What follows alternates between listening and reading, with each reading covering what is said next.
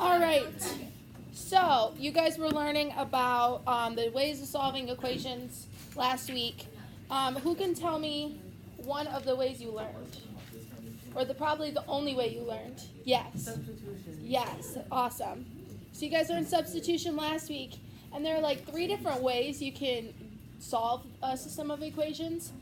Substitution being one of them, and then today we're going to learn about elimination.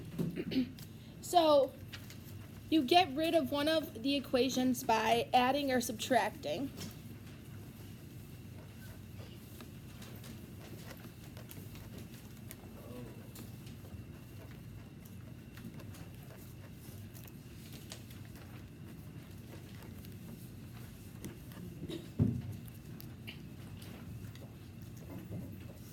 Awesome.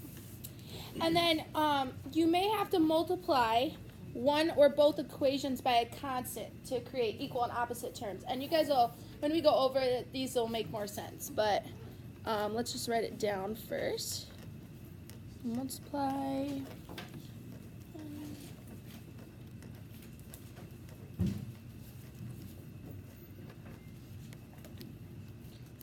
By a constant.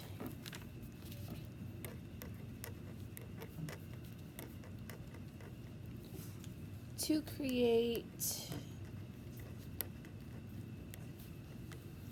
equal but opposite terms.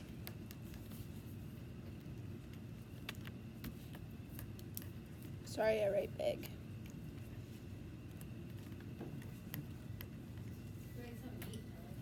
Thanks. And then for the third one, you also want to make sure that all the variables, constants, and the sign, the equal sign are all lined up together. Lined up. And like I said, these will make more sense as we go through the problem. All right, so there's this example.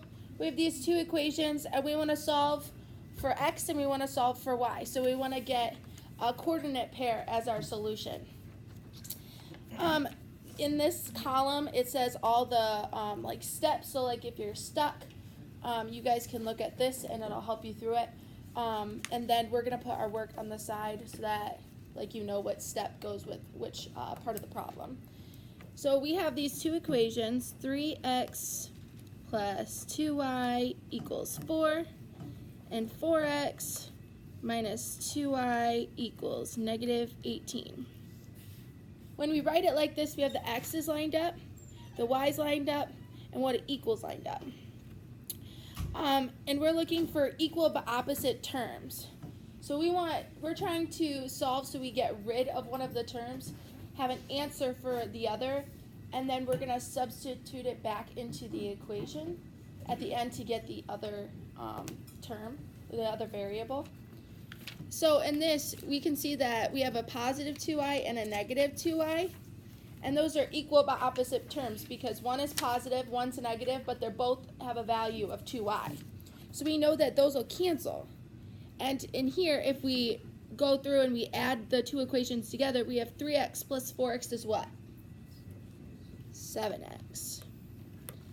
And these 2, the positive 2y and the negative 2y, are just going to go away because if you add a positive 2y and you subtract 2y from it, you get 0. And then what do you get when you add 4 and negative 18? Negative 14. Yes. And here this is something that we can solve because we have 7x equals negative 14. What is x? Negative 2, yes. Yes. You have a question? Oh, I'm so sorry. It's okay. That thing's in an awkward spot. I'm always moving it with my hand, so. Awesome. So we now have a value for x. And we're going to want to plug it back into the equation using substitution so that you can find your y. Now you can pick one of either equations that's going to give you the same answer. But sometimes if you're getting used to it and you're starting it off, you can use both just to make sure that you are doing it right because they should equal the same thing.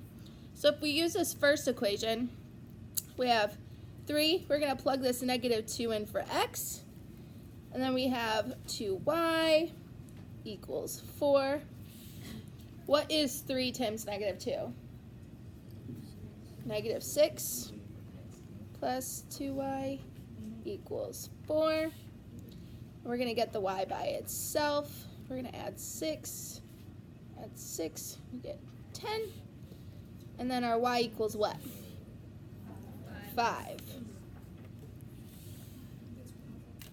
All right. Now we're going to do that other equation just to see if we get the same thing and did it right. So if we have, we had 4, we're going to plug that negative 2 in for the x here. Minus 2y equals negative 18. What is 4 times negative 2? Negative 8, yes. And then we want to get that y on its side by itself, so we're going to add 8 to both sides. Negative 2y is negative 10. And then we found that y is also equal to 5 here. Can you guys all see that? Awesome. So we know we did it correctly because we both got y's the same. What was that? Scoot it this way? Better? Awesome.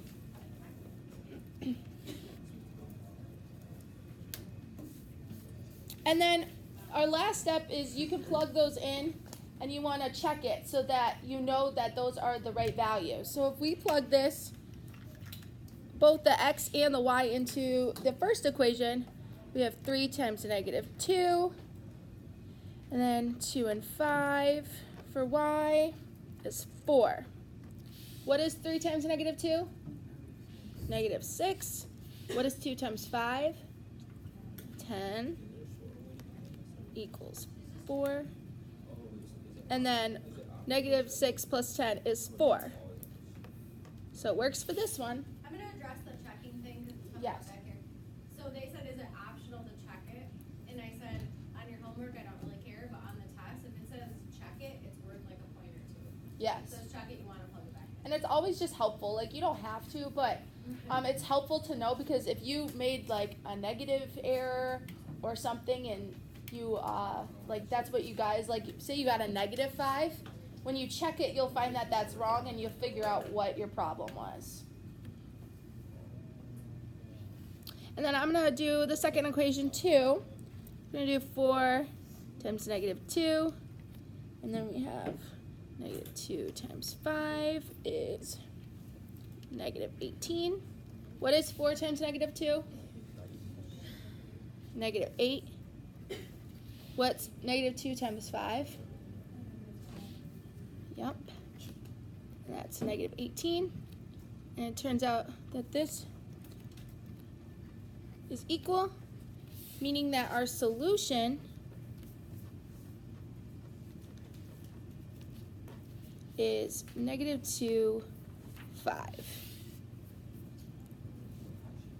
Do you guys have any questions on that?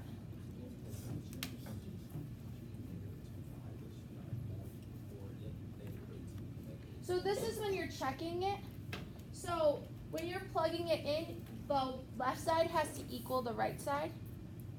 So because we plugged negative 2 in for x and 5 in for y, because those are what we found that negative 6 plus 10 is 4, and 4 equals 4. So you know it's the solution. And then the same thing for here. So left side equals the right side. So it's not the same thing where you're getting like a value, because you already know those values. So you're just plugging it